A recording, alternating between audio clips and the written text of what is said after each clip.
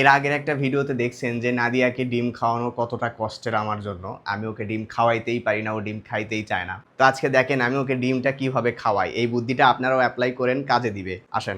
তো এই যে আমি ওর জন্য 2টা ডিম সিদ্ধ করে নিয়ে 2টা একদম স্লাইস করে নিছি। এই যে ডিমটা ও তো এখন এভাবে এমনি খাইতে চায় না, অনেক কষ্টে খাওয়াইতে হয়।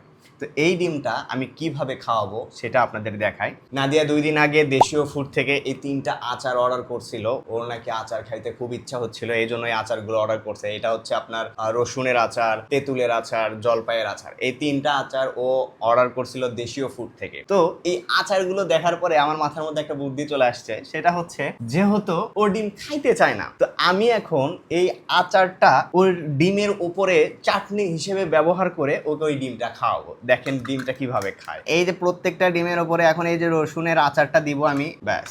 এই যে 4টা ডিমে আমি এখন রসুনের আচার নিয়ে নিছি। এই আচারগুলো আপনি দেশীয় ফুডে পেয়ে যাবেন। দেশীয় ফুডের ফেসবুক পেজটা ক্যাপশনে মেনশন করে দেওয়া থাকবে, আপনি চাইলে ওখানে অর্ডার করতে পারেন। আমি আচারগুলো দিয়ে তাড়াতাড়ি করো, অনেক স্মেল আসতেছে।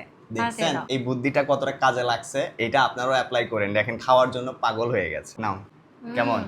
অনেক মজা লাগে এখন।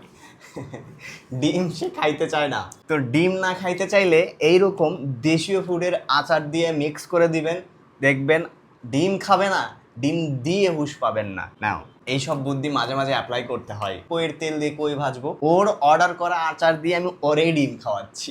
এখন কেমন লাগতেছে? অনেক মজা।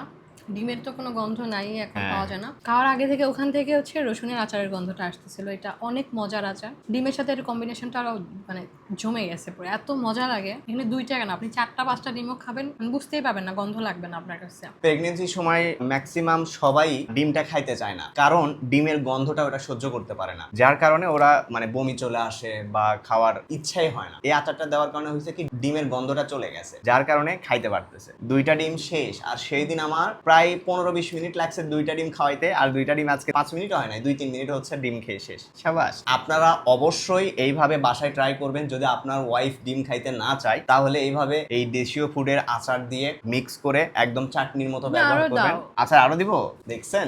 বাসায় এইরকম দেশীয় ফুডের আচারটা নিবেন, নিয়ে ডিমের উপরে অ্যাজ এ চাটনির মতো ব্যবহার করবেন, করে ডিম খাইতে দিবেন, ব্যাস ডিম খেয়ে নিবে। আমি ওকে এরকম দেশীয় ফুডের আচার দিয়ে ব্যাস চাটনির মতো করে দিলাম। জাস্ট রসুনের আচার দিয়েই শেষ। আমি তো এই দুটো ট্রাই করতে পারলাম না। এখানে আছে জলপাইয়ের, এখানে তেঁতুলের আচার, এগুলো দিয়ে তো ট্রাই করতে পারলাম না। নেক্সট দিন আবার এগুলো, এই 2টার মধ্যে একটা দিয়ে ওকে ডিম খাওয়াবো। আপনি আচার ব্যবহার করতে পারেন, যে কোনো জিনিসে আপনি ব্যবহার করতে পারেন ডিমের সাথে অ্যাজ এ চাটনির মতো, তাহলে গন্ধটা চলে যাবে। তারপরে ডিম খাইতে দিবেন, ডিম খাওয়া শেষ, বাটিটা ফাঁকা। সো এরকম টেকনিক আপনারা ব্যবহার করতে পারেন, কাজে দিবে।